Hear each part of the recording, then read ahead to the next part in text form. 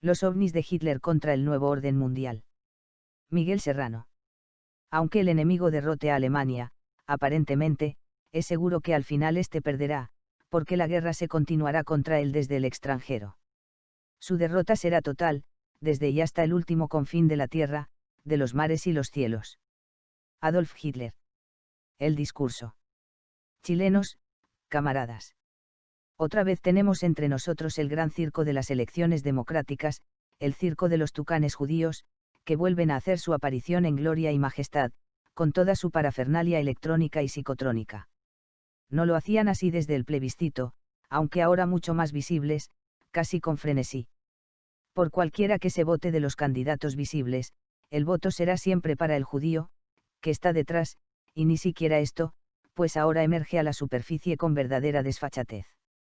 Están como pez en el agua, dirigiendo, dividiendo, en verdad riéndose y gozando.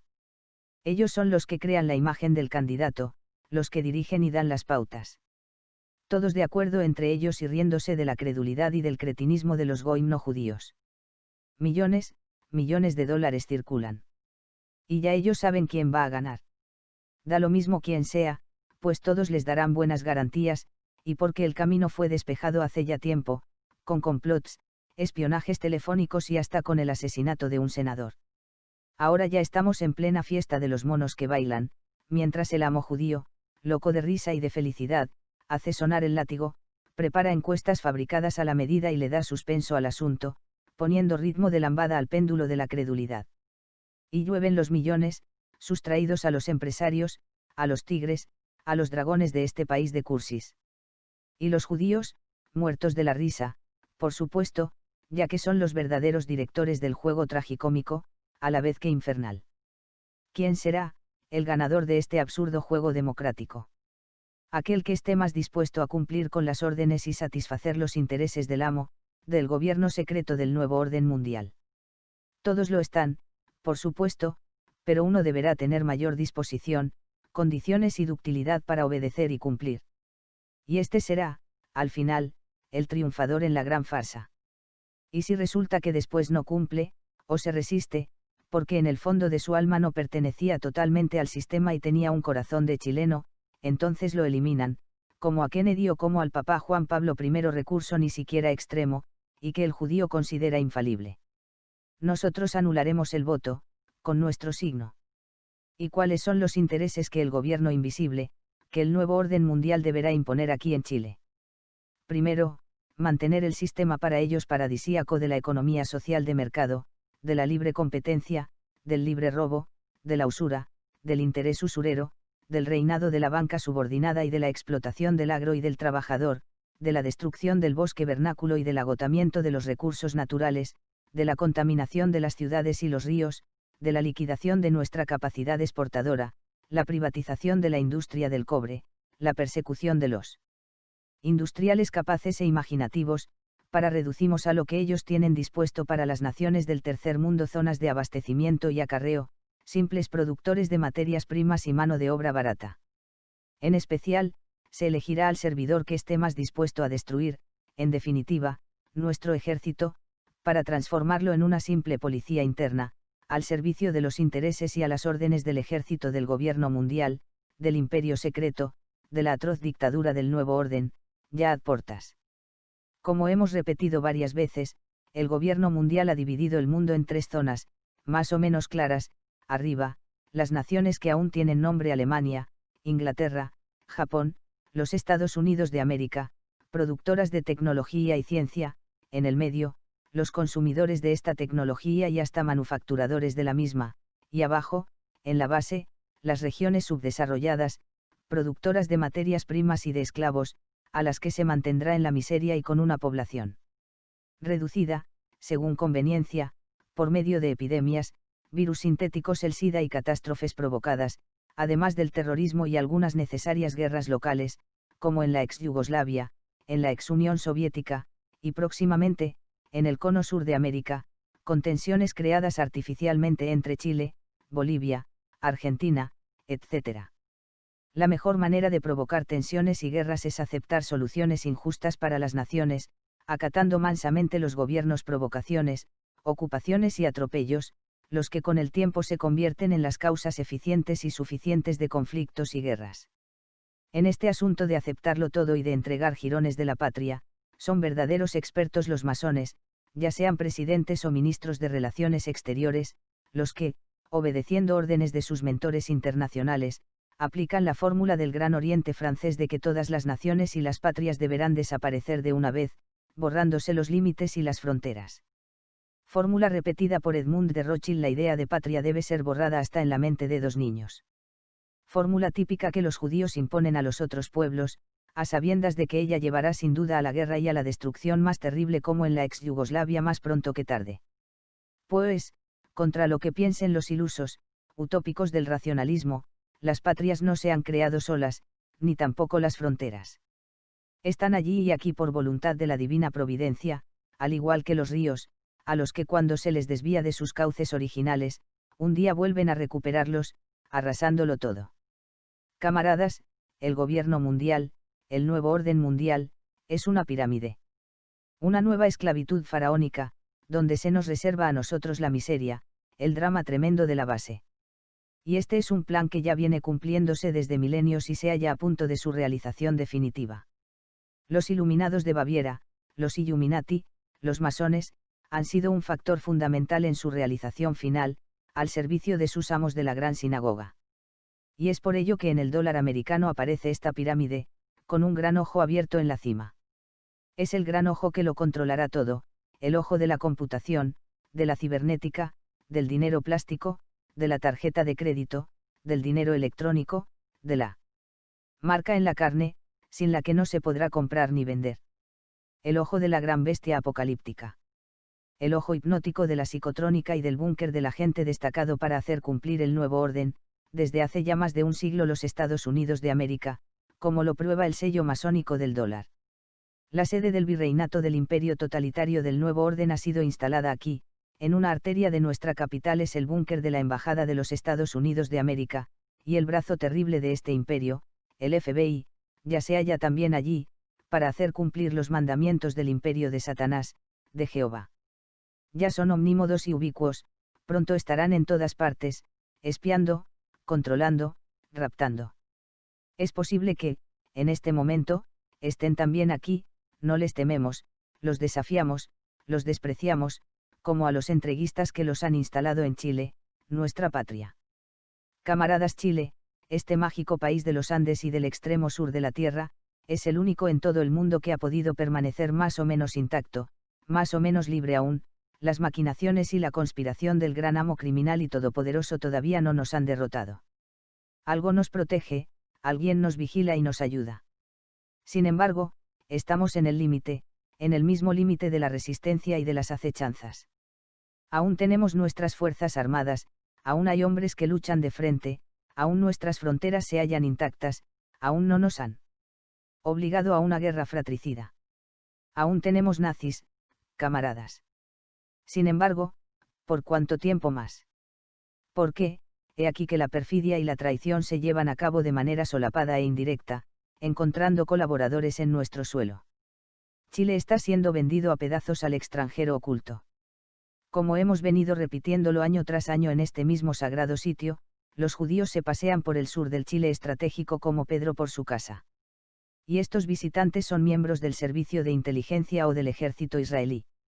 Y, además, hay otros que compran enormes extensiones de territorio, sea con nombres propios, como el estafador Chislawski, o valiéndose de palos blancos, como un tal Douglas Tompkins, a los cuales nuestra prensa y televisión hacen gran propaganda, presentándolos como benefactores ecológicos, etc. En Puerto Montt ya existiría una central, disponiendo de abogados y de unos 3.000 millones de dólares para comprar tierras, cientos de miles de hectáreas, desde Chaitén hasta Puyuhuapi, para beneficio de extranjeros y con el pretexto de crear santuarios de la naturaleza. De este modo, dejaríamos de ser los dueños de la parte más importante de nuestro territorio austral, la más bella, la menos contaminada, la más pura, la más mágica. Hay voces que se han levantado en protesta, pero nuestros gobernantes desean ignorar todo esto. Además, entregarán en venta tierras en la frontera norte de Chile. Así se cumplen las disposiciones del Gran Oriente de Francia, al cual pertenecerían importantes masones y gobernantes de este país. Y también son, por supuesto, las disposiciones del judío Rothschild. Es el plan Andinia, en lo que al sur se refiere, realizándose en el lado chileno, además del argentino. En este momento están comprando tierras en nuestro sagrado monte Melimoyu. Paralelamente a este inmenso crimen, a punto ya de materializarse, de este crimen anunciado, se montan, por orden de los amos del nuevo orden y de la sede del virreinato, del imperio satánico mundial, las más arteras maquinaciones y complots en contra de nuestro ejército y fuerzas armadas para tratar de desarticularlos, al mismo tiempo que destruir las tradiciones patrias y todo aquello que significa y representa nuestra alma, nuestra idiosincrasia, nuestra particularidad, que nos hacen únicos en medio de un mar de olas efímeras, perecederas. Tradiciones sin las que no vale la pena seguir viviendo, ni alentando pasos en la tierra. En todas partes han tenido éxito los siniestros conspiradores. Han destruido a la Alemania eterna, han corrompido a Japón, a Sudáfrica, convirtiéndolos en conglomerados monstruosos, en hormigueros nunca saciados en su materialismo, han destruido a Argentina, a Brasil, a Perú, solo falta Chile, nuestro pequeño gran país mágico. Y siendo esta una carrera contra el tiempo, camaradas, es posible que hasta podamos vencer, si nos afirmamos, si nos resistimos y si luchamos con fe, con honor, con inquebrantable valor, un poco más, solo un poco más, chilenos. Y esto porque el gigante del nuevo orden tiene los pies de barro. Y él lo sabe. Y porque se le ha pasado el tiempo, puede que se le haya pasado ya para destruir también a Chile, tal vez nos subestimó y se equivocó. Por eso ahora se hace cada vez más virulento, para intentar liquidarnos por todos los medios a su alcance. Pero ya es tarde, solo necesitamos resistir un poco más, camaradas, al contemplar este cuadro desolador, apocalíptico, de fin de mundo. Más de alguno de ustedes se preguntará, camaradas, ¿qué me lleva a mantener el optimismo, a seguir firme, asegurándoles que al final venceremos? Os lo voy a decir, os lo voy a revelar ahora, cuando ya casi no queda tiempo, cuando ya se ha acabado el tiempo, junto con León de Grelle, quien aún vive en España, soy uno de los últimos luchadores sobrevivientes de la Gran Guerra. Y juntos hemos seguido en el combate, tras la desaparición de nuestro Führer, Adolf Hitler, en el Bunker de Berlín, casi 50 años atrás. No hemos desmayado ni un minuto de nuestras vidas, y así continuaremos hasta el final aquí en la Tierra. Ahora bien, yo sé, con absoluta certeza, que nuestro Führer no murió en Berlín, que el hitlerismo no fue derrotado, pues solo allí se perdió una batalla, pero no la guerra, la gran guerra sacra y eterna, que se continúa aún por otros medios y hasta en otros sitios. He aquí, camaradas, que los llamados discos voladores, los ovnis, que empiezan a aparecer precisamente al término de la Segunda Guerra Mundial, son creaciones del hitlerismo y de su otra tecnología, que ellos redescubrieron junto con la implosión y con la bomba atómica, que Hitler no quiso usar. De todo esto hay pruebas suficientes, pero el enemigo se ha ingeniado para ocultarlas al gran público. Y es así que la conspiración mundial ha estado dirigida a mantener en la ignorancia al mundo sobre la real identidad de los ovnis. Pero esto ya no podrá continuar por mucho tiempo más y pronto vais a ser testigos de la tremenda verdad, terrible para la masa crédula e ignorante de las demócratas embobados. Las bases que ya existen en la Luna y en Marte son bases hitleristas, y también ya las hay en Venus. El gobierno mundial de los sabios de Sion lo sabe. Y por eso tiembla, habiendo dado órdenes para liquidar el imperio comunista de la Unión Soviética. Chernobyl fue un ultimátum. El enemigo necesita aunar las fuerzas hoy, terminando con la división aparente. Hay que apurarse para hacerse con toda la tierra y destruirla, antes que los nazis regresen, que el hitlerismo vuelva. Aunque, para su tranquilidad, yo les digo que es ya muy difícil que regresen antes de la destrucción final y total del planeta. Porque esta tierra es ya un enfermo sin remedio, sin redención posible, es un cuerpo agonizante, donde los microbios de la destrucción del cadáver, los judíos, van a perecer con él. De lo que se trata ahora, para nosotros, es de preservar la semilla del ideal, la energía del espíritu, de modo que pueda ser recogida en otros mundos, en la otra tierra, en la tierra etérica, inmaterial, en su alma, para preservarla cuando su cuerpo muera. Y es así que somos nosotros, camaradas, el alma, la semilla sacra, el espíritu de la tierra, que renacerá junto con la Edad Dorada, en la Nueva Tierra. Y Rudolf Hess y todos los mártires del hitlerismo, sacrificados aquí, en esta sufriente tierra amada, fueron la más dorada semilla solar, que con su sangre pura y divina harán posible la salvación del alma de este astro martirizado y de su dios prisionero del demiurgo, transmutando su energía en el corazón mismo de nuestro Führer, allá en su Valhalla, donde nosotros también seremos un día transfigurados. Quiero también deciros que esta será la última participación mía en un homenaje externo, en este lugar y en estos autos sacramentales, dedicados a los mártires del nazismo chileno y al héroe Rudolf Hess. De aquí en adelante, yo y los que conmigo van, les rendiremos el homenaje en lo más profundo de nuestros corazones, y en ese mundo paralelo, donde hace tiempo ellos ya están. Heil Hitler. Sieg Heil. Sieg Heil. Sieg Heil. Los ovnis terrestres. Por ser este el último homenaje público que rindo a los héroes del nazismo chileno y a Rudolf Hess, he deseado revelar la existencia de los ovnis hitleristas y las bases que ellos ya tienen también fuera del espacio terrestre. Esta revelación va dirigida no a los camaradas ni al público en general, quienes seguramente la tomarán como una fantasía, pues, en su gran mayoría desconocen todo lo referente a este fundamental tema. La revelación tiene por objeto principal hacer conocer a nuestros enemigos, a los verdaderos gobernantes ocultos del gobierno mundial secreto, que saben de la existencia de los ovnis hitleristas y de sus bases extraterrestres, que nosotros también sabemos. La guerra nunca ha terminado. No terminó en 1945, continuándose todo el tiempo de un modo casi oculto y secreto, aquí y también fuera de la superficie terrestre, donde ha sido ya ganada por los nuestros. Primero se libró en la Antártica, luego en el espacio exterior. La verdadera razón de la caída del muro de Berlín, de la liquidación de la Unión Soviética y, ahora, de la paz entre judíos y algunos palestinos, es poder aunar las fuerzas confabuladas para establecer un gobierno mundial mesiánico con un Mesías o Rey del mundo, como anuncian los protocolos de los sabios de Sion antes que ya sea demasiado tarde.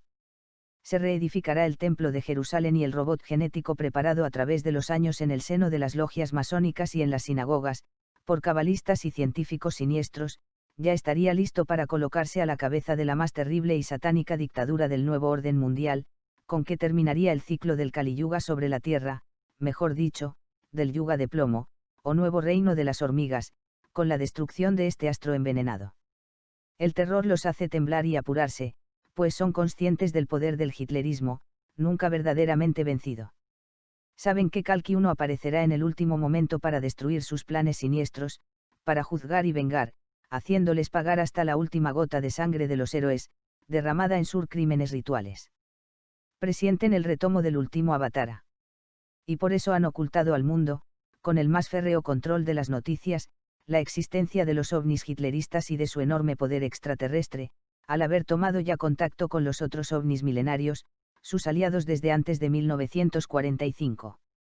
Uno, el último Avatara o encarnación de la divinidad, que vendrá a vencer y a juzgar, según la tradición hindú, casi justo al finalizar el mundo, poco antes de su destrucción en el Kali Yuga, o Edad del Hierro, de los griegos. Vendrá en un ovni, o en un caballo blanco, como lo afirma la tradición, el mito. En un carro de fuego. En los Estados Unidos de América voces se alzan para exigir que se dé a conocer la verdad sobre la existencia de los ovnis, realizándose manifestaciones públicas frente al Congreso y la Casa Blanca. Han aparecido algunos informes sensacionales y sensacionalistas, en libros y periódicos, siendo los más reveladores los de algunos exagentes de los servicios de inteligencia de ese país y de sus fuerzas armadas, como los de John Lear, William Moore y el de William Cooper, exmiembro de los servicios de inteligencia de la Marina norteamericana. En el libro de Cooper, Behold a Paleorse, se reproducen íntegros los protocolos de los sabios de Sion. Cooper y Lear aportan información sobre bases secretas y acuerdos entre los servicios de inteligencia y los extraterrestres, los EVE como los llaman entidades biológicas extraterrestres, y también sobre batallas libradas en las que han ganado los extraterrestres. Es William Cooper quien revela la existencia de bases en la Luna, Marte y hasta en Venus. Se sabe, sin embargo, que Lear y Moore pertenecen a la CIA. Y yo creo que el mismo Cooper se incluye en el juego siniestro de la desinformación universal, de otro modo, ya no estaría entre los vivos. Su desinformación consiste en ocultar el verdadero origen e identidad de los ovnis, aparentando ignorar su procedencia hitleriana, al mismo tiempo que haciendo la defensa de la democracia y de la Constitución ultramasónica de los Estados Unidos de América, a la vez que pretende atacar y revelar la conspiración de los Iluminados de Baviera, acusando de fascista al nuevo orden mundial, o mundialista, que en verdad es un producto de una milenaria conspiración judeo-masónica, que él desconoce, o bien trata de ocultar, contribuyendo así a la gran confusión y a la desinformación planetaria. A objeto de documentar las afirmaciones sobre los ovnis hitlerianos, hechas en mi discurso, incluyo aquí 2 anexos que se refieren a estos objetos voladores, construidos por el Tercer Reich durante los años de la guerra, y ya operativos en aquel entonces. Hoy se hallan muy perfeccionados, a extremo que podría asegurarse que su tecnología y su otra ciencia están a años luz de la de nuestros enemigos. La implosión contra la explosión. También reproducimos, por considerarlo de capital interés, un artículo nuestro sobre el nuevo orden mundial, aparecido hace poco en una revista de Santiago. Circular del ejército alemán sobre los ovnis de Hitler. En el Militärwissenschaftlichen Lexikon, Fachausdrucke der Bundeswehr, de Kaora Fuchs y F.W. Kolper, publicado por Athenum Verlag, Bonn, en Bad Godesberg, en 1958, aparece en la sección Flieger, dedicada a las armas aéreas, como perteneciendo al léxico de las fuerzas militares de la Alemania Federal, la palabra UFO, para referirse a los objetos voladores desconocidos unbekannte fliegenden Objekte, unknown flying objects. Y se revela que el Tercer Reich, en 1944, tenía listo un objeto volante en forma de disco, cuyo dibujo se reproduce, de perfil y desde arriba. El disco podía volar a más de 2.000 km por hora y ascendía desde el suelo a más de 12.000 metros de altitud, en pocos minutos. Se desconoce, dice la publicación aquí reproducida, si este vehículo fue a dar a los rusos, o a los norteamericanos, después de la guerra, pues no ha sido hallado. Traducción española de la documentación alemana sobre el tema ovni. Los ovnis, UFOs o platillos volantes, son la última arma secreta del Tercer Reich. Proceden de remotos confines del espacio, o son los productos de nuestra propia imaginación. Una cosa es cierta en realidad, los platillos volantes existen. Eran el arma secreta milagrosa que, anunciada por el Tercer Reich, podría militarmente haber logrado un desenlace diferente del que hoy nos es conocido para la Segunda Guerra Mundial. Ya hace mucho tiempo que se mezclaron íntimamente realidad con imaginación para todo lo que atañe a los ovnis. Han originado una abundante literatura, pero muy alejada de cualquier realidad. Son exóticas narraciones, sin un ápice de verdad, porque ninguno de sus autores conoce el origen y fundamento verdadero de los ovnis. Ha llegado a nuestro poder un relato sobre ovnis. Habla por sí solo, pero, ¿es verdad o mentira? Textualmente dice. Sábado, atardeciendo, casi de noche. Un ovni, o sea, una nave espacial, se aproxima volando a relativamente poca altura. Su tamaño muy posiblemente es algo menor al de una avioneta corriente, pero se caracteriza y diferencia por emitir un sonido silbante, siseante. Vuela en mi dirección y me es posible fotografiarlo cuando me sobrevuela. En su parte baja presenta 3 cúpulas semiesféricas y un punto azul oscuro. Logro distinguir una esvástica con ángulos rectos. La nave, en su conjunto, resulta bastante voluminosa y me provoca una sensación increíble, extraña y amedrentadora.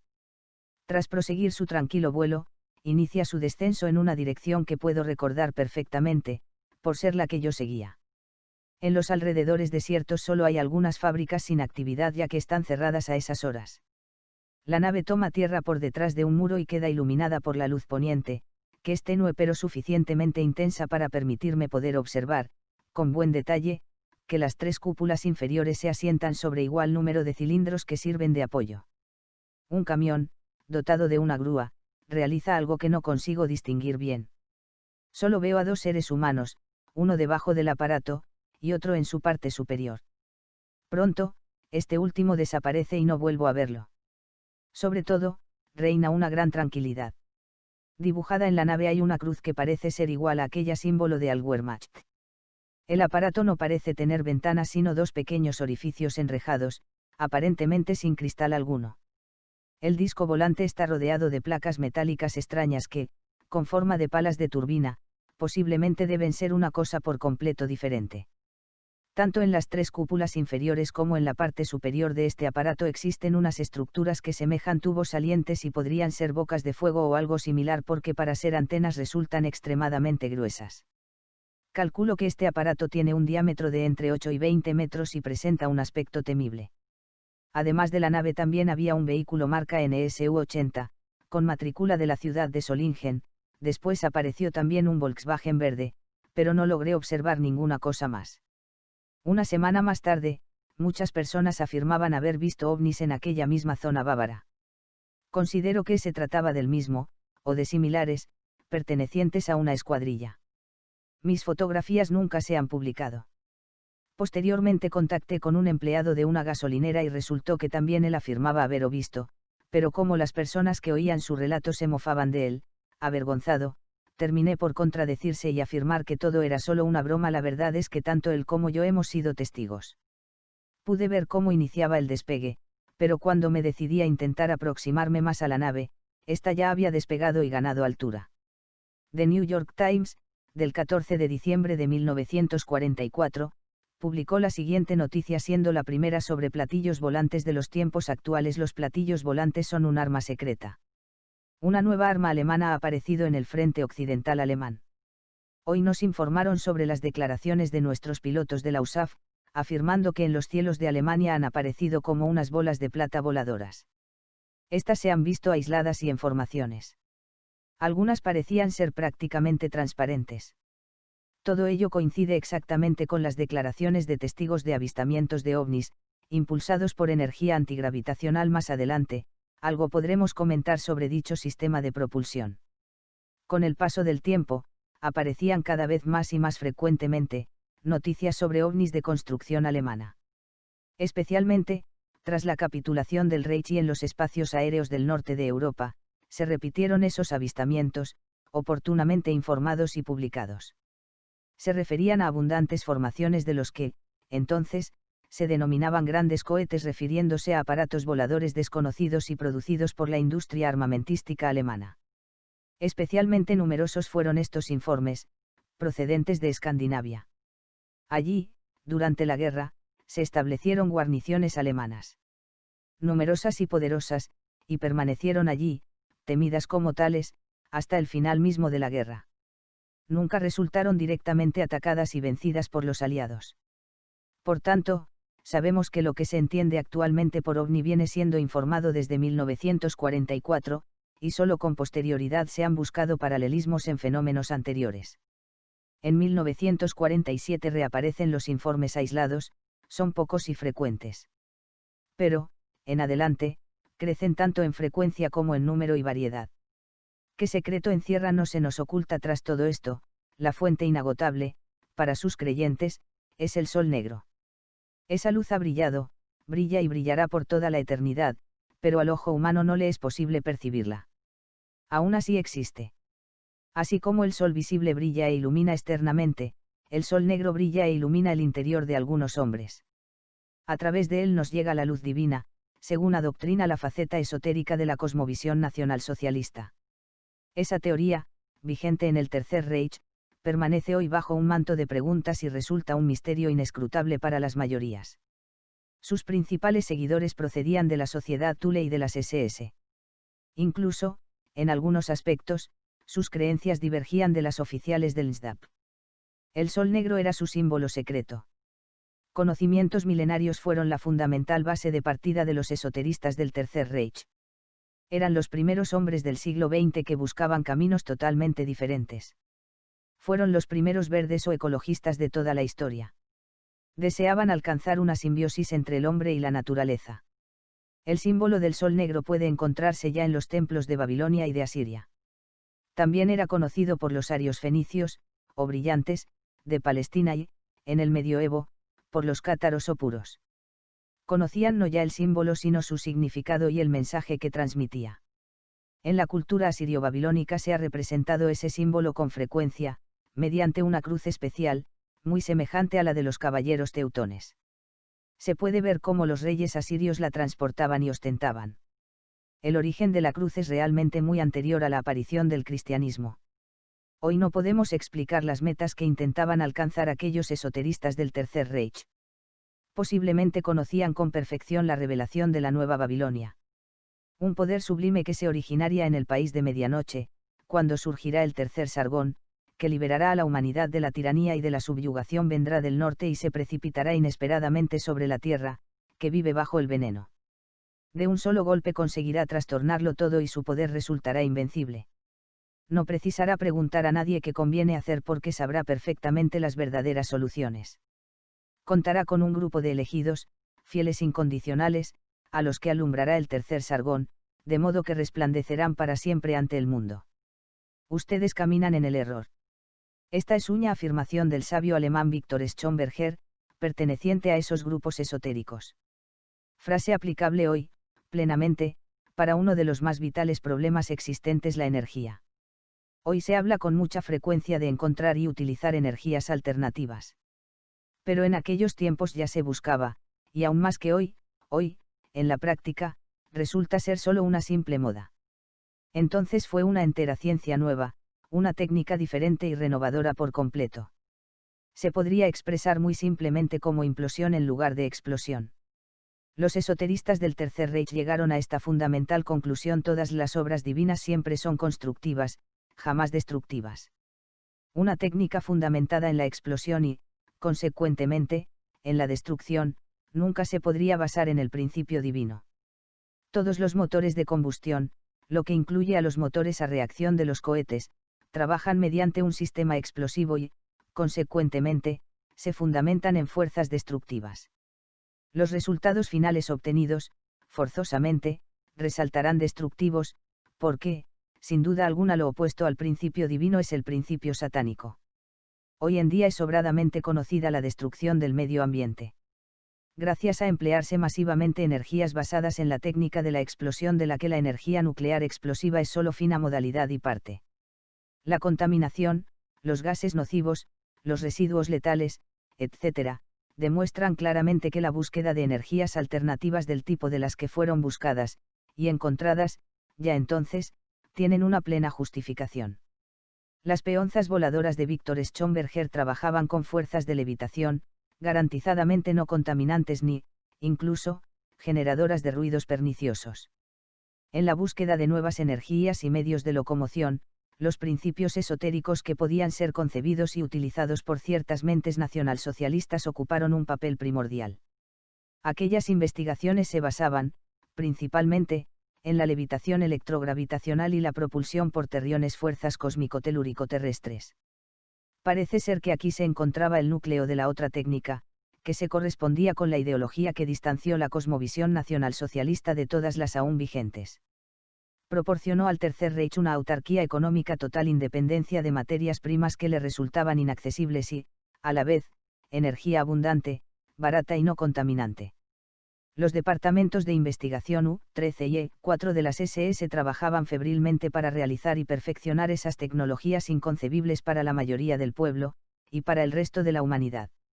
Los platillos volantes de las diferentes series AUNEBU, de los que quedaron, como testigos, planos, e incluso fotografías, que capturaron los aliados cuando invadieron el territorio del Tercer Reich, tienen especial importancia. Vamos, a continuación, a observar más detenidamente el esquema de una peonza volante del tipo AUNEBU. Está movida a través de un propulsor de terriones. El computador hoy puede reconstruir su movimiento en vuelo. Se supone que la construcción básica de esta peonza voladora correspondería a la de los restantes tipos de platillos volantes construidos en el Reich de Hitler. También, en muchas fotos, aparecidas desde 1945, se pueden observar estas características, comunes a las diversas creaciones de aquella sorprendente ingeniería alemana. La construcción práctica de aparatos basados en estos principios de propulsión se debió, probablemente, a la inventiva del capitán alemán Hans Kohler. Se sabe que, ya en 1944, fueron fabricados en serie los conversores de terriones en fábricas de la AEG y, desde luego, con toda certeza, en fábricas de la Siemens. El propulsor de Kohler precisaba, para ponerse en funcionamiento, de una energía inicial muy baja, mínima. Podía serle proporcionada por un acumulador eléctrico que lo activaba. Después de poco tiempo, el conversor de carbón ya funcionaba automáticamente, en plena autonomía energética, por sí solo. Además, resultaba un productor de energía, sin consumirse en su producción energética. Actuaba como un catalizador energético, porque aquí, en este caso, la energía se produce a partir de nada consumible. Se producían, eso sí, transformaciones de las fuerzas electrogravitacionales del interior de la Tierra, en electricidad utilizable. Un principio de simplicidad genial, que, cuando se ha logrado dominar, se puede utilizar segura y correctamente. Estos planos originales para el estudio de la UNEBU-2 nos permiten hacernos una idea bastante exacta sobre cómo sería la vida en el interior de esas naves. Es probable que la nave pudiese gozar, durante algún tiempo, de una maniobrabilidad autónoma, por haberse diseñado para tales características. Vemos que las naves de este tipo tienen salones para dormir, para comer y convivir. El propulsor propiamente dicho debe encontrarse, o ser encontrado, en el globo o balón central, mientras que el disco circundante parece ser el responsable de realizar los efectos de impulsión del aparato. También se hicieron experiencias con discos volantes de propulsión convencional, tal vez como una especie de fase preliminar, hasta poseer los mecanismos de propulsión verdaderamente buscados y satisfactorios. Bajo la designación de V4 la generalidad del público solo conoce las V1 y V2, modificadas obligadamente para ser empleadas como bombas volantes. Se construyeron varios discos voladores. Es fácil deducir y comprender que existió un paralelismo respecto a la construcción, que siguió etapas de desarrollo similares a las seguidas en las V1 y versión 2. En junio de 1941 ya habían comenzado a realizarse los estudios, diseños y trabajos correspondientes a otra peonza volante, la de Strieber-Avermol. Es un avión redondo de forma circular. Su despegue es vertical. Va provisto de reactores o motores de reacción convencional. Al final de 1942 se efectuaron las primeras pruebas de vuelo práctico, comprobándose graves errores de construcción. Concretamente sabemos que el primer prototipo tuvo que realizar un aterrizaje forzoso, al poco tiempo de haberse iniciado aquel primer ensayo. El segundo prototipo va provisto de una hélice con el fin de sostener verticalmente al aparato cuando así lo precisa y de dos reactores tubos de reacción del tipo Walter. La gran aleta de popa, o timón de dirección, ya ha desaparecido completamente en este segundo prototipo, que, por otra parte, tampoco satisfizo a los técnicos. Igualmente ocurrió en el tercero, porque no reunía las características que se buscaban en un bombardero de largo alcance. Hubo una larga serie de pruebas y ensayos. Incluso, se llegaron a fabricar series de algunos otros modelos, diferentes a los que hoy podemos documentar. Las intensas investigaciones de Strieber y de Avermol fueron cosechando fracasos en sus primeros tiempos. También el ingeniero Richard Miet comenzó a trabajar en 1942 en aparatos que volaran y tuvieran forma de disco, con mayores posibilidades de éxito, demostrándose prácticos. De su trabajo, en colaboración con el científico italiano Giuseppe Bellonzo, se logra la construcción de una nueva versión de la V7. Posteriormente, los equipos Miete Bellonzo y Strieber-Avermol se juntaron con el propósito de aunar esfuerzos para realizar coordinadamente sus investigaciones, y realizar otras en conjunto. El resultado es la primera V7, legendaria e increíble. Las fotos, tomadas más tarde, corresponden a las fases de construcción de esta V7. Exhibe la cruz de la Wehrmacht, nítidamente visible. El Dr. Richard Miet informó meticulosamente a Adolf Hitler sobre los resultados de sus investigaciones, comprobaciones, construcciones y pruebas, obteniendo un gran apoyo del Führer y su confianza. Ello facilitó mucho la labor en este campo. El día 17 de abril de 1944 se efectuó con éxito, bajo el control de un jefe y de 3 coroneles de la Luftwaffe, la prueba del arma secreta V7, en los cielos sobre el Báltico. Hay un documento donde se recogen las características generales del aparato volante V7, las pruebas a que es sometido y los resultados obtenidos. La versión 7 es algo similar a un helicóptero ultrasónico, presenta 12 agregados tipo BMW W-028 turbo. En su primera prueba se remontó a una altura de 20.813 metros comprobados, y ya en su segunda, alcanzó la de 24.000 metros de altitud. Todo ello utilizando simplemente helio como combustible base. También se investiga y desarrolla otra línea de discos volantes. La serie denominada tipo Brill. De ella se ocupa el grupo Schumann, en íntima interrelación con unos departamentos especializados de las SS, sobre todo con el E-4.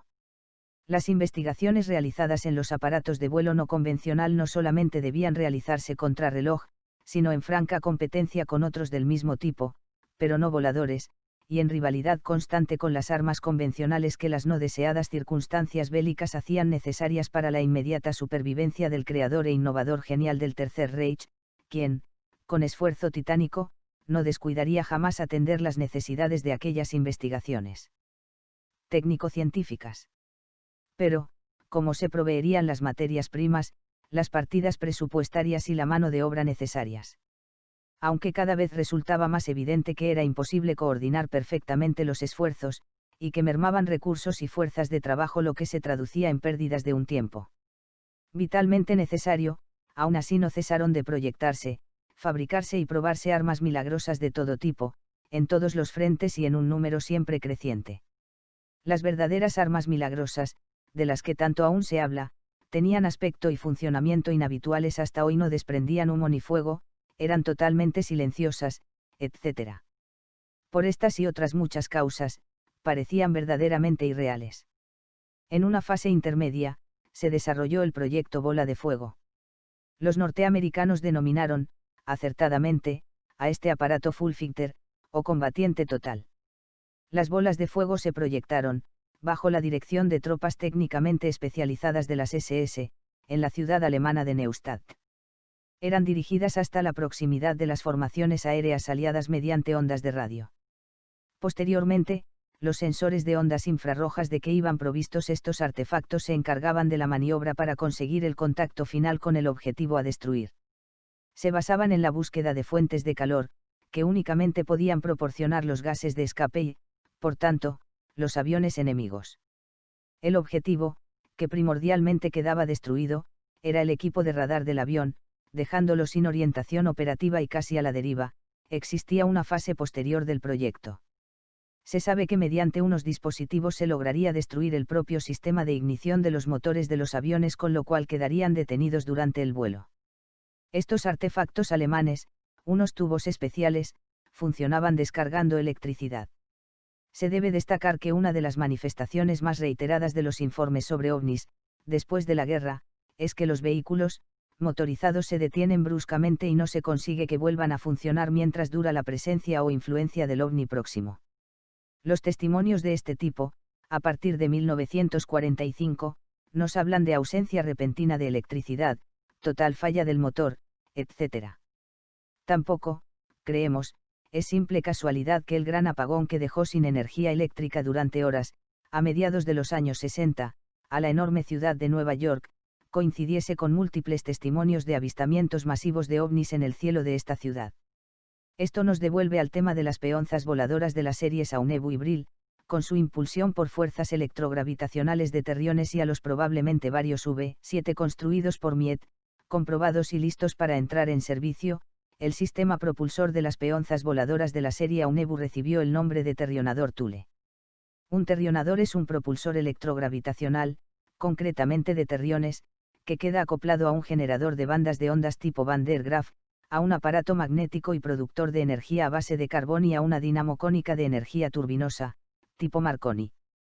Por otra parte, posiblemente, podemos tener una idea bastante exacta del aspecto y características del interior de un platillo volante alemán.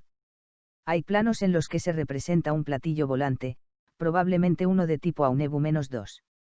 Contemplamos este tipo de disco, del que poseemos fotografías, pero no es imposible que también existan de diferentes prototipos del mismo. La estructura y disposición interior de la nave resultan muy claras. También permite que comparemos el tamaño del hombre tripulante en referencia con el de la propia nave. En una fotografía de 1944, ya se pueden observar perfectamente las tres cúpulas inferiores de la nave, identificándolas como concretos dispositivos de combate. En la parte superior del aparato aparecen instaladas troneras armadas. Vemos diversas fotografías del tipo Aunebu-2, que probablemente fueron obtenidas para dejar una constancia de las pruebas realizadas con el mismo. En esta foto no solo se aprecian bien las grandes dimensiones de un cañón en el interior de la nave, sino también el emblema oficial nazi del Sol Negro. Esto indicaría que este disco volador ya habría llevado a cabo específicas misiones de combate y, tal vez, misiones secretas para su especialización futura en concretos objetivos propios. Queda bien identificado como beligerante por sus emblemas, pero, sin duda, provocaría una impresión inolvidable en toda persona que lo contemplase sin estar preparada para ello y o sin saber de qué se trataba. Supera los 25 metros de diámetro y, en su eje central, alcanza prácticamente los 10 metros de altura. Solo si tenemos en cuenta tales dimensiones, podremos comprender la impresión que se recibe si algo así se contempla de cerca, inesperadamente. Existen más planos para otros tipos de la serie de los Aunebu. Fueron realizados en octubre de 1943. Al tenor de sus características dejan en nosotros la impresión de que se estaba trabajando en algo que iba a superar, con creces, lo realizado ya. No solo se trata de proyectos que perfeccionaban lo conocido entonces y realizado hasta finalizar la guerra, sino que incluso parecían poder superar en mucho lo que hoy representa y se conoce como maravillas de la actual tecnología oficial. La palabra Aunebu es misteriosa. El verdadero significado, el verdadero motivo para denominar así los proyectos y realizaciones de estas series, se halla todavía por descifrar. El nombre resulta tan misterioso como el aparato en sí. Sin embargo, las fotografías demuestran que nada de esto es una simple invención, sino la más pura realidad. Al irse dominando la tecnología de propulsión electrogravitacional, paralelamente se obtuvieron mayor velocidad, maniobrabilidad y otras prestaciones en los aparatos. La forma exterior de un disco volador viene a ser comparable como la parte visible, delimitada por los párpados, de un ojo humano. Por la noche desprende luz o está iluminado. Imaginamos que esta iluminación puede interrumpirse a voluntad. En las fotos, por sus grandes proporciones, se pueden distinguir claramente detalles como los pequeños dispositivos exteriores del aparato. En la parte superior, un pequeño cañón, en la inferior, un pesado cañón de gran calibre y unas protuberancias o salientes, que no se continúan en la parte frontal, a la altura aproximada de los bordes del aparato. También, en otra fotografía podemos ver algunos interesantes detalles. Las fotografías en referencia no se incluyen en este texto. Está claro que en aquella época estos aparatos volaron y se utilizaron realmente. Pero, ¿ocurre algo similar en nuestros días? Sí. Puede comprobarse con una fotografía obtenida en Irán, allá por 1976 o 1977. Se pudo observar la enorme semejanza entre este aparato y los pertenecientes a la época del Tercer Reich. La mayor parte de las fotografías muestran naves de la serie Aunebu, con un blindaje de combate y troneras situadas en la parte inferior del aparato.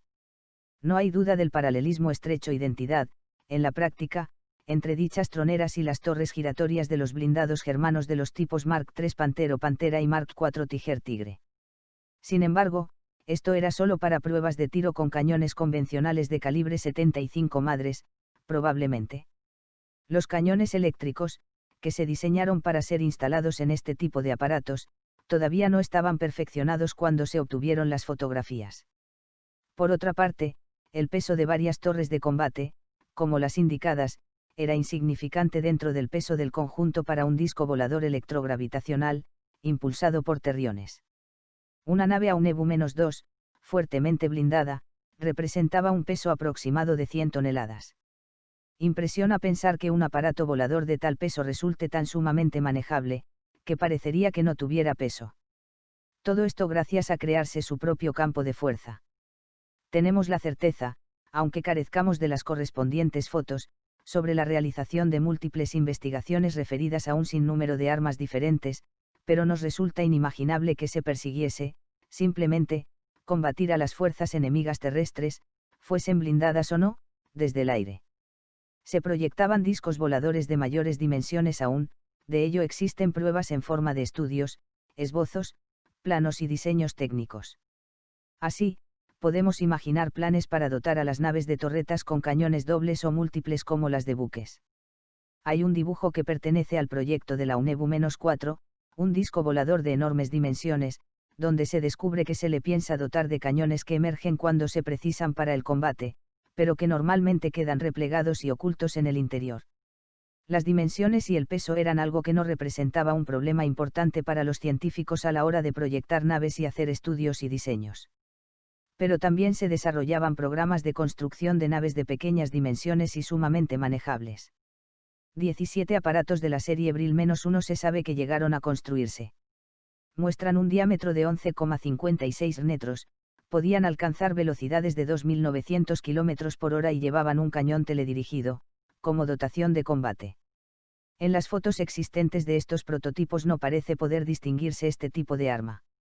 El Brill-1 era, por tanto, el equivalente revolucionario de un avión de caza. Otros tipos de pequeños aparatos como el Brill-2 y el Brill-9 no parece que pasaran, en aquellos tiempos de guerra abierta, de la fase de proyecto. Respecto al Brill-9, podemos descubrir cuál era el lugar que ocupaba el piloto. Tratábase, por tanto, de un caza monoplaza. Resulta extraordinario comparar el dibujo anterior de la época del Tercer Reich con el ovni que fue visto por el astronauta norteamericano Edwin Aldrich, en la Luna.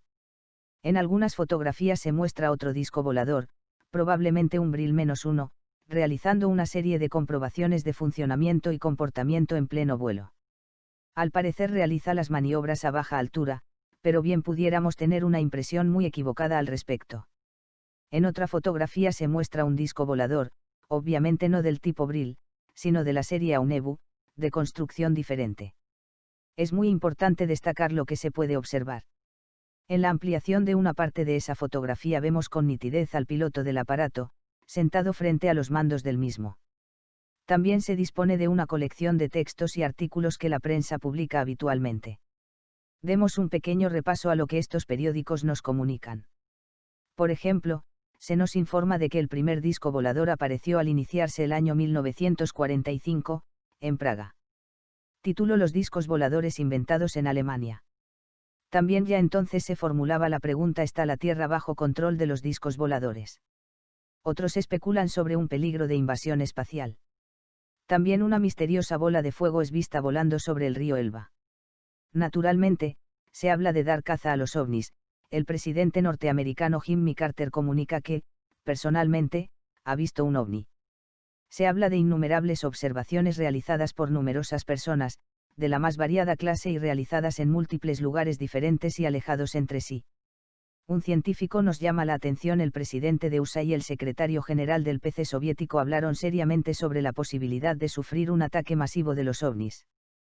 También se puede leer en un artículo aparecido en la revista norteamericana Examiner, de fecha 26 de enero de 1988 y bajo el título El misterio de los ovnis develado, lo siguiente: el secreto sobre los ovnis estaba ya resuelto hacía mucho tiempo, si es que existió alguna vez.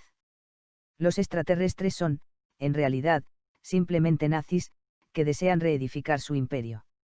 Los gobiernos del mundo están perfectamente informados de todo este asunto y, por ello, callan, y al mismo tiempo, están verdaderamente aterrorizados. En los informes sobre ovnis no solo se habla sobre estos discos voladores, también se informa de la existencia de unos aparatos gigantescos, con forma aproximadamente de un cigarro o puro habano, y se cree que se trata de las naves nodrizas, o hangares de aquellos discos voladores. Estas naves cigarro suelen observarse como si fuesen con mayor lentitud en seguimiento de los discos voladores tras haberse avistado o detectado estos. Pero, en algunas ocasiones, se han visto naves cigarro totalmente aisladas. En los informes sobre ovnis no solo se habla sobre estos discos voladores, también se informa de la existencia de unos aparatos gigantescos, con forma aproximadamente de un cigarro o puro habano, y se cree que se trata de las naves nodrizas, o hangares de aquellos discos voladores. Estas naves cigarro suelen observarse como si fuesen con mayor lentitud en seguimiento de los discos voladores tras haberse avistado o detectado estos. Pero, en algunas ocasiones, se han visto naves cigarro totalmente aisladas. Está perfectamente comprobado que el proyecto para una nave nodriza y de base para discos voladores existía en el Tercer Reich ya en 1944, y hay sospechas muy razonables para suponer que fuese anterior aún, realizándose de forma paralela a los primeros proyectos de discos voladores. Este proyecto de estudio, fabricación, comprobación y utilización de las naves madres, lógicamente mantenido como un gran secreto militar, recibió un nombre clave concreto: Andrómeda, la mítica prisionera y felizmente liberada de una bestia marina poderosamente cruel. Los aparatos del tipo Andrómeda, con una eslora de 109 metros, resultaban naves aéreas gigantescas, se impulsaban con propulsores tipo Thule y estaban proyectadas con una capacidad interior suficiente para transportar y alojar a un aparato tipo Aunebu y a varios del tipo Brill, los cuales, durante el vuelo de la propia nave tipo Andrómeda, podrían despegar para salir volando y retornar e introducirse, a través de unas adecuadas escotillas laterales. También se sabe que el gigantesco aparato iba armado de cañones que podían emerger y recogerse de forma automática. Tras la guerra han sobrevivido 2 proyectos de construcción de estas enormes naves tipo Andrómeda, capturados por el enemigo, pero sobre su fabricación real y operativa no podemos aportar datos ciertos y comprobados. Sin embargo, y a pesar de no contarse con vestigios de la época, parece ser que actualmente existen aparatos tipo Andrómeda o similares y que han podido observarse en vuelo. Las fotografías postbélicas de los cigarros voladores son abundantes. Han podido obtenerse no ya desde la superficie, sino estando el testigo en vuelo y a muy variadas alturas, desde las más diversas zonas de la Tierra, tanto de día como de noche. Por ellas también se sabe de la interrelación operativa entre estas gigantescas naves y las de menor tamaño, que salen y entran de las mismas. En 1952, tras publicarse las fotografías de George Adamski, se adoptan urgentes y enérgicas medidas, desde departamentos especializados de los aliados. Así, por ejemplo, y en un documento secreto que se filtró de la CIA, se confiesa que ha sido estructurada una red de información a nivel mundial y se han cursado órdenes a todas las principales bases aéreas militares bajo nuestro mando, de localizar, interceptar y abatir a los ovnis. También, literalmente, la CIA aconseja al Departamento de Seguridad Nacional que todo este tipo de información debe ser cuidadosamente ocultado y preservado del acceso público, para evitar un pánico general, a través de los medios de información a la opinión pública. Las fotografías sobre discos voladores, en adelante serán confiscadas, si se publican, serán sistemáticamente cuestionadas como falsas. Además, se inician campañas programadas que adjudican un origen extraterrestre a los ovnis y promueven evidencias de constantes y normales visitas espaciales, en toda época. Evitando así que se puedan relacionar los ovnis con el Tercer Reich y el nacionalsocialismo, puesto que surgirían miles de preguntas políticamente comprometedoras, donde se podría reivindicar la superioridad no ya tecnológica sino humanitaria y moral del régimen de Hitler. Y se visualizaría un negro futuro para las potencias vencedoras. Hay, pues, una clara intencionalidad política oculta tras el deseo de evitar el pánico mundial. Pero antes de esto, y poco después de la victoria, en Hollywood se había realizado una película con efectos espaciales realmente extraordinarios para aquella época, con el título de Art Flying Saucers, platillos volantes terrestres. Actualmente ha desaparecido tan completa y misteriosamente, que podría decirse que no ha existido jamás. Mas, tenemos la certeza de su existencia, a pesar de que haya sido retirada del conocimiento público. Por otra parte, hay innumerables relatos inventados sobre los ovnis. Existen múltiples narraciones ridículas que tienen por protagonistas a venusianos, hombres verdes y extraños seres monstruosos. Pero un comerciante en cereales, californiano, aseguró haber no solo visto un ovni posado en tierra, sino que oyó perfectamente cómo los tripulantes se expresaban en alemán y no en un idioma marciano. La reacción del gobierno americano ante sus afirmaciones fue automática. Se buscaba impedir una mayor difusión de esos datos a pesar de comprobarse que aquel hombre era sincero en sus manifestaciones y gozaba de una salud mental totalmente normal, era un buen ciudadano, y como tal era considerado en los círculos de sus conocidos. Precisaban retirarle de la vida pública. Oficialmente fue internado en prisión, y se procedió a borrar casi toda huella de sus manifestaciones. George Adamski tuvo mayor suerte que el anterior desgraciado, porque no pretendió nunca sostener manifestaciones tan comprometedoras y rigurosas. Afirmó haber contactado simplemente con venusinos. Los misteriosos diseños de las naves, vistos por Adamski, son indudablemente cruces gamadas y los símbolos del sol negro eran visibles en el aparato, pero Adamski los relaciona con los símbolos universales y ancestrales, vigentes, según él, también en Venus. Todo es procedente de Venus, pero no es lógico pensar en una procedencia extraterrestre para los ovnis. No es preciso que vengan de planetas o estrellas distantes. Puede encontrarse para las preguntas una verdadera respuesta con solo retroceder pocas décadas en el tiempo y remontarnos a 1938, la expedición alemana a la Antártida, bajo el mando del capitán Richter y promovida por Hermann Göring. Las órdenes recibidas por la expedición, su misión, eran de alcanzar objetivos no solo científicos, sino también militares. Estos hombres encontraron que en el continente antártico existían vastas regiones libres de hielo, teniendo una fundamental importancia económica, estratégica, científica y técnico-experimental para el Tercer Reich. La expedición alemana se traslada a aguas antárticas a bordo del buque Neujbabenland Nueva Suabia. También recibirá este nombre Neujbabenland una gran extensión, desde la amplia zona de costa que exploran hasta el profundo extremo de los territorios continentales antárticos, que marcan debidamente como nuevos territorios del Reich y son reivindicadas como tales internacionalmente. Ningún gobierno alemán de postguerra deja de reivindicar, como territorio alemán, esta Nueva Suabia en los foros internacionales.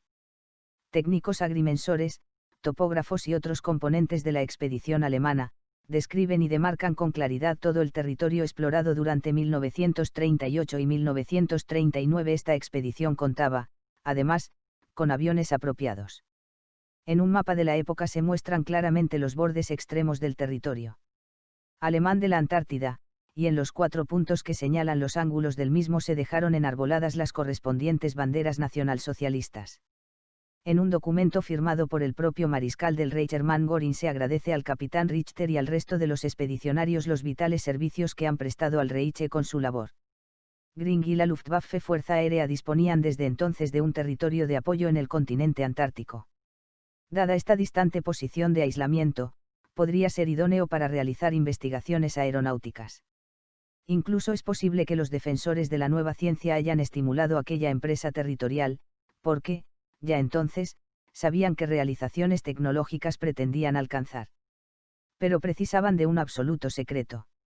El aislamiento polar lo garantizó. En un mapamundi realizado en aquellos años, el territorio de Neujbabenland aparece perfectamente delimitado como tal. Se indica que es territorio alemán.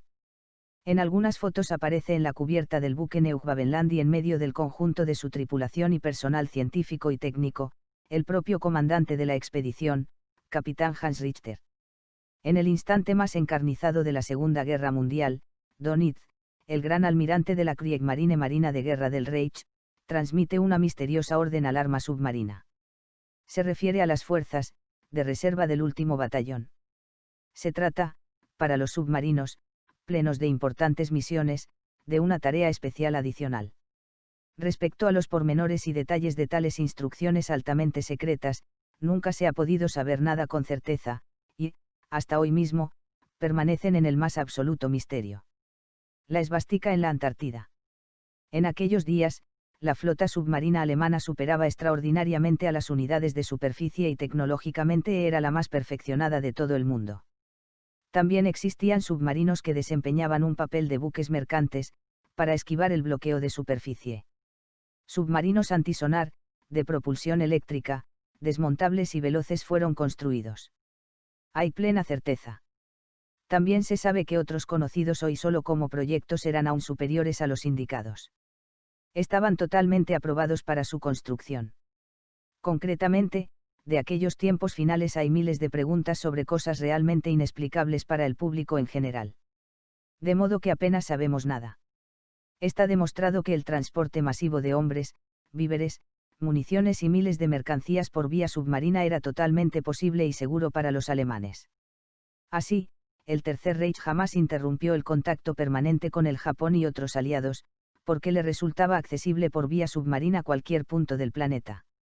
Realmente, en el Asia distante se encontraba la principal zona de bases secretas de submarinos alemanes, con la plena seguridad de no ser atacados. Desde ella se colaboró eficazmente con el Japón, hasta el fin. Por otra parte, hay pruebas del interés de científicos japoneses de no interrumpir la colaboración con sus homólogos alemanes, porque estaban sumamente interesados en desarrollar conjuntamente investigaciones en áreas de la nueva ciencia. Es gracias al tráfico submarino que jamás los aliados lograron interrumpir ni alterar la colaboración científica entre alemanes y nipones. Esto es una realidad. El paralelo destino postbélico de los vencidos aporta extrañas e incómodas preguntas: ¿cuáles resultarían los verdaderos objetivos estratégicos y militares de aquella potencia submarina? Sus objetivos parecían ser otros que los de ganar la guerra entablada en la superficie. Probablemente, era un objetivo mucho más importante todo lo referido a la Antártida.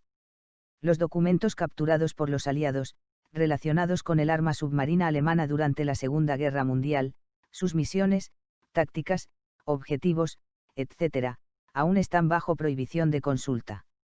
Lo que no tendría, al parecer y actualmente, ninguna clase de justificación. Pero sin duda habrá una que los aliados y algunos más conocen. Por ejemplo, hasta hoy, no se sabe el paradero de cerca de 100 submarinos maravillosamente perfectos y prácticamente indestructibles por causas naturales. Los aliados han revisado bien los hundimientos de submarinos alemanes y no les salen las cuentas. Según el gobierno alemán, tampoco se han destruido voluntariamente. De ninguna forma se justifican como bajas o desapariciones. Simplemente tal cantidad de submarinos han desaparecido y no han dejado ningún rastro. Es una cantidad que representa en su conjunto una enorme flota de submarinos, parangonable a la de grandes potencias. Además, no se trata de submarinos normales, ya que incluso buena parte de los mismos eran del tipo U-21, unos supersubmarinos fabricados en las postrimerías del Tercer Reich. Realmente, volvemos a preguntar, ¿es concebible que 100 submarinos de tal tamaño puedan simplemente desaparecer y no encontrarse ningún resto de los mismos, ni de sus tripulaciones, durante años, en ningún mar del mundo? La única explicación son nuevas preguntas. Se tratará de los llamados submarinos fantasmas que de tanto en tanto son vistos en el mar, tras 1945. Dispondrán de especiales bases, protegidas, invulnerables e indetectables fortalezas, tal vez en el seno de la banquisa de los eternos hielos polares. En algunos documentos oficiales del enemigo sobre el destino final de algunos de ellos, siempre se repite una inquietante conclusión: destino final inexplicable completamente. Los científicos y técnicos alemanes especializados en submarinos, tuvieron buenas razones para revolucionar el tipo de diseño y construcción de los mismos y realizarlos según una estructura modular. Así, los submarinos de los tipos U-21 y U-23 eran de gran tamaño, pero al estar construidos por módulos estos podían desmontarse, trasladarse, sustituirse y volverse a montar, según se precisase o conviniese. Unos enormes submarinos mercantes del tipo U-10 tenían así gran facilidad para transportar los módulos individuales precisados para construir los anteriores o para que navegasen desmontados en su propio seno. Sin duda, esta extraña acción debe encubrir algo mucho más importante que las ventajas eventuales expuestas. Creemos que preparaban, realmente, la guerra de la postguerra. Existen fotos en las que podemos apreciar la identidad entre un submarino fantasma, oficialmente de origen desconocido, y un perfectamente identificable, submarino alemán del tipo U-23. También hay diversas bases hoy localizadas y en desuso que han albergado enormes submarinos alemanes en Groenlandia. Estas construcciones parecen datar de un tiempo posterior a la guerra. No sería imposible que existan otras fortalezas subterráneas, habilitadas para servir como hangares de 01 y que, como tales, se estén utilizando hoy. Entre el 8 y el 9 de mayo de 1945 las armas oficialmente han callado en una Europa invadida. Los textos antiguos anunciaron: la obscuridad irrumpe y reina sobre toda luz. La tierra del norte se encuentra bajo la opresiva aflicción. Los cadáveres de los héroes se dispersan, pudriéndose a los pies de la montaña sagrada. Según rezan profecías en el texto babilónico, la lanza de Marduk. El gran almirante, nombrado como sucesor de Adolf Hitler, presidente canciller del Tercer Reich, firmaba en nombre de las tres ramas del ejército del Reich la capitulación de las fuerzas alemanas existentes en Alemania. El imperio de la Gran Alemania, por tanto, jamás capituló como tal, o sea, que la Alemania nacionalsocialista oficialmente nunca capituló. Las profecías babilónicas continúan. Marduk, el supremo dios, recogió de la tierra su lanza, la levantó y la arrojó con enorme fuerza para que se abriera la tierra. Mientras que Marduk realizaba lo anterior, Istar, la suprema diosa, ordenaba a todas las estrellas del firmamento que, a partir de entonces, iluminaran con una luz desconocida a la tierra. Y surgieron unos nuevos cielos, sobre una nueva tierra. Realmente, no hace mucho que han aparecido los ovnis en los cielos terrestres y que han aportado una desconocida y nueva luz. Y no debe extrañar a nadie que estas luminosas naves tengan tal semejanza con las conocidas y existentes construcciones aeronáuticas de la Alemania del Tercer Reich nacionalsocialista. Hitler ya lo dijo públicamente en el Parlamento, al estallar la Guerra Mundial. Aunque el enemigo derrote a Alemania, aparentemente, es seguro que al final este perderá, porque la guerra se continuará contra él desde el extranjero. Su derrota será total, desde y hasta el último confín de la tierra, los mares y los cielos. Inmediatamente después de la guerra en Europa, los discos voladores aparecieron, lo que consta por noticias y fotografías. En Washington cundió el pánico. Los radares no cesaban de registrar el libre paso de los ovnis en el espacio aéreo estadounidense. Era una auténtica provocación abierta, que amedrentó tanto al gobierno de los Estados Unidos que esquivó aceptar todo posible desafío para un combate abierto y, desde entonces, ha consentido la inquietante presencia enemiga. Por su parte, los ovnis, plenamente seguros de su poderío, parecen indiferentes a dar el primer paso, que en realidad les traería una rápida y definitiva victoria final. Pueden preferir que sus vencedores agonicen, poco a poco, hasta morir por sí solos y de propias enfermedades internas. Realmente, ya se había medido el poder de los Estados Unidos con el de los ovnis, fuera del territorio americano. Aprovechando el buen clima antártico, en el verano de 1946-47, recientemente terminada la guerra en Asia, llega a la Antártida, bajo el mando del almirante estadounidense Richard B. Byrd, una importante flota norteamericana. Sus componentes representan una nutrida fuerza de desembarco, según informaciones 4.000 hombres, perfectamente dotados, que bajo el pretexto de desarrollar investigaciones científicas como hasta nuestros días realizan una verdadera invasión. Esta expedición tenía como nombre clave Champ, término deportivo inglés para designar el salto de altura. Después de una meticulosa y larga preparación, la expedición llegó a la Antártida en febrero de 1947, y se daba por finalizada apresuradamente el día 3 de marzo de ese mismo año. Está documentada la pérdida misteriosa de varios aviones de combate, bajas de marines y otras pérdidas importantes. Al parecer, resultaba muy bélico, desde el principio al fin, el enfoque científico de la expedición Salto de Altura. Prontamente se interrumpió la divulgación de noticias. Tras cancelar la operación, el almirante Byrd comunicó a la prensa algo sumamente extraño y fuera de contexto, de forma inesperada. Resulta una verdad muy amarga de admitir, pero en caso de un nuevo conflicto bélico podremos ser agredidos por aviones que tienen la capacidad de volar vertiginosamente, desde un polo al otro. Se precisa tomar urgentemente nuevas medidas de defensa para interceptar los aviones enemigos que provengan de regiones polares. Especialmente interesa y se precisa circundar la Antártida de una zona de defensa y seguridad. La invasión del territorio antártico alemán, Nueva Suabia, deseado por Estados Unidos como un conveniente botín de guerra, aparentemente inerme y fácil de ocupar, resultó ser un rotundo fracaso. No se informaba abiertamente, pero pareció que fuerzas misteriosas actuaron repeliendo la presencia militar norteamericana. En 1958 se organizó una nueva expedición americana a la Antártida, pero en esta ocasión portaban armas terriblemente eficaces, incluso nucleares. Llegaron allí en el frío y oscuro invierno polar. En 3 ocasiones -27 de agosto, 30 de agosto y 9 de septiembre, se lanzaron misiles atómicos contra el territorio de Neuschwabenland, pero en las 3 ocasiones no llegaron a tierra, sino que explotaron sorpresivamente en pleno vuelo, al aproximarse a la vertical de la costa del territorio alemán. El que actualmente resulte estar preocupado por la existencia de un agujero en el ozono antártico, fácilmente llegará a una conclusión, tras conocer estos datos, siendo irrisoria la explicación que los científicos oficiales dan responsabilizando exclusivamente del fenómeno a los nebulizadores de fluorocarbono. Aquel brutal ataque distó mucho de conseguir su objetivo: destruir definitivamente al enemigo nacionalsocialista y sus ovnis. Si no hubiese existido una potencia oculta en la Antártida, entonces, ¿qué razón hubo para realizar aquellas empresas bélicas americanas sobre la zona polar? Y para rodear todo este tema de misticismo, desinformación, descrédito y noticias falsas. Realmente los ovnis continúan volando, en número y frecuencias crecientes, y, desgraciadamente, es un hecho el agujero en la capa de ozono y sus consecuencias. Existe una foto proveniente de archivos militares norteamericanos. Al parecer se trata de un puesto de mando de ovnis en la Antártida, obtenida por la inteligencia norteamericana. En caso de ser auténtica, no nos permite precisar cuándo y dónde se ha obtenido. Más fácilmente resultaría ser una foto capturada en Alemania. Pero aún debemos considerar algo mucho más asombroso, en referencia a la evolución de discos voladores alemanes. Se trata de lo referente a los programas espaciales. A pesar de lo divulgado, será cierto que astronautas soviéticos o norteamericanos solo siguieron pasos alemanes.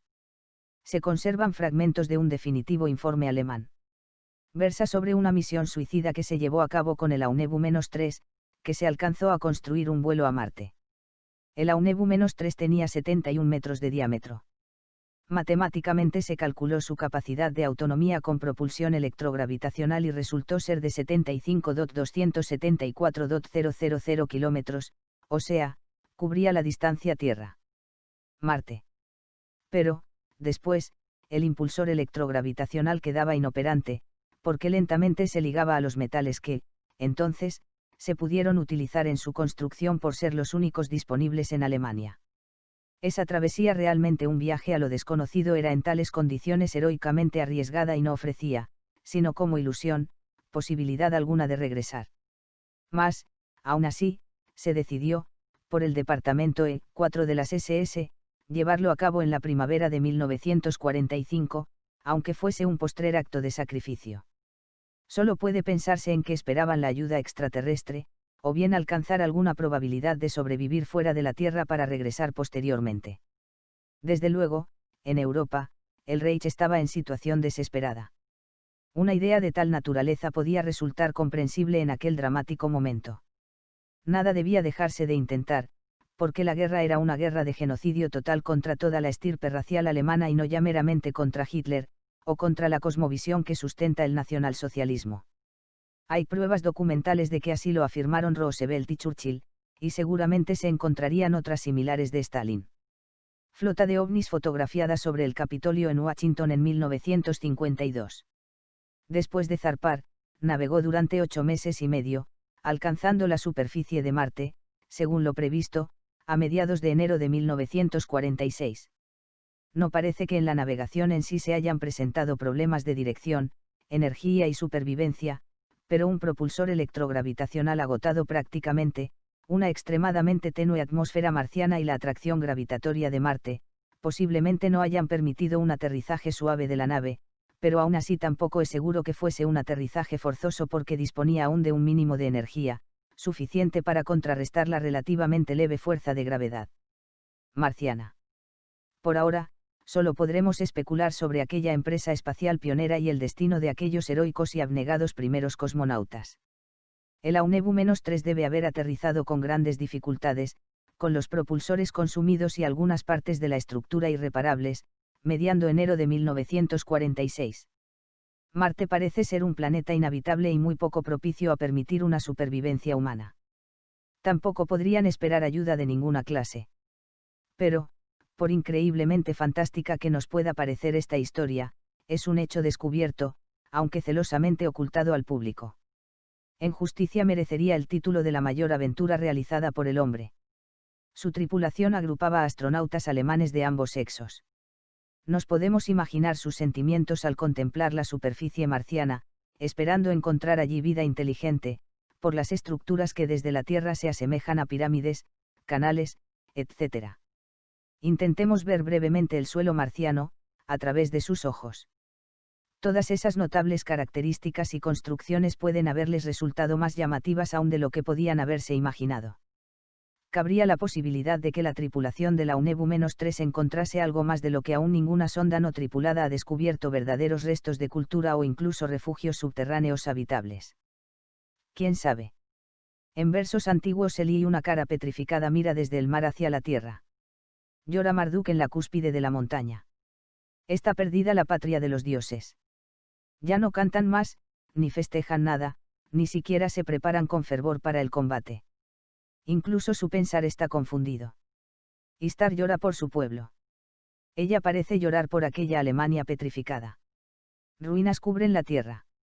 Sería posible que ellos, los de la Aunebu-3, hubieran sobrevivido y tenido descendientes, y de ese otro modo el Tercer Reich hubiera logrado éxito en conquistar las inmensidades espaciales. Nada sabemos, y debemos evitar especulaciones excesivas. Pero si existe algo que se escapa al control y dominio de los gobernantes de la Tierra, los ovnis. Es una situación verdaderamente ridícula para el pretendido poder del enemigo.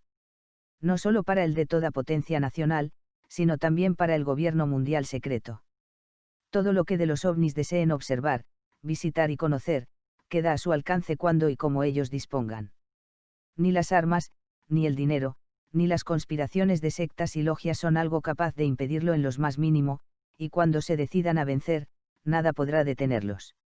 Fotografías muy actuales muestran una nave tipo Aunebu-3 que se aproxima desde la Luna hacia la Tierra. ¿De qué podrá tratarse lo detectado en estas fotografías telescópicas de la Luna? Hay fotografías de ovnis, tomadas desde naves espaciales.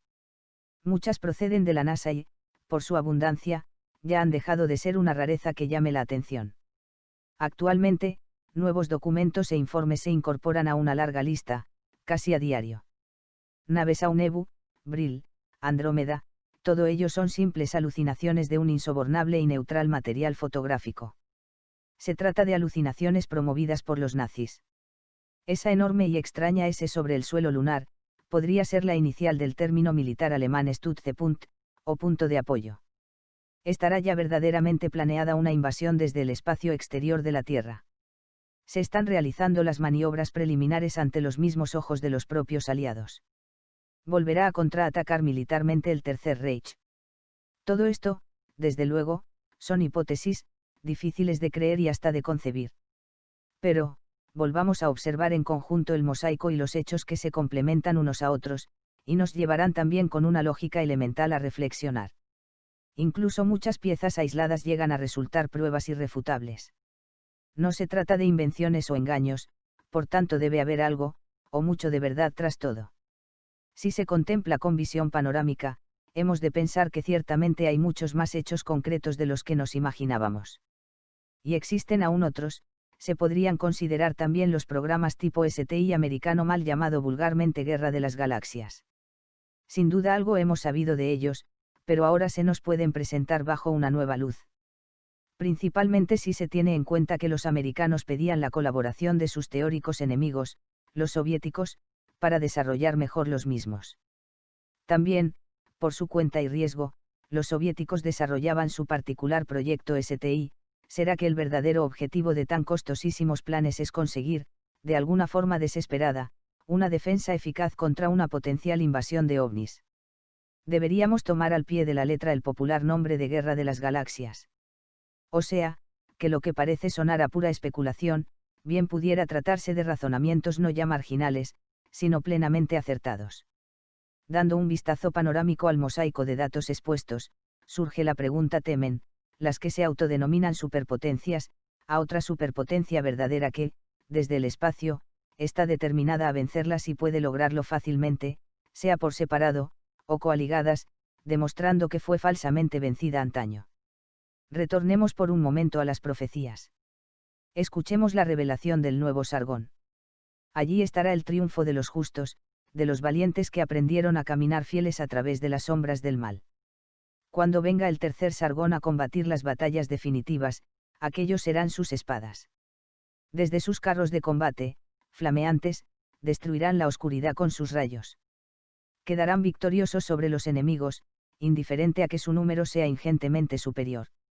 Después serán ensalzados sobre el hemisferio terrestre, para siempre. Muchos detalles, de enorme interés, no se han podido explicar, desgraciadamente, en este corto espacio de tiempo. Por ejemplo, que el primer proyecto de disco volador, documentado incluso por la prensa, el primero realmente de la historia, se proyectó y diseñó en la Alemania de 1928.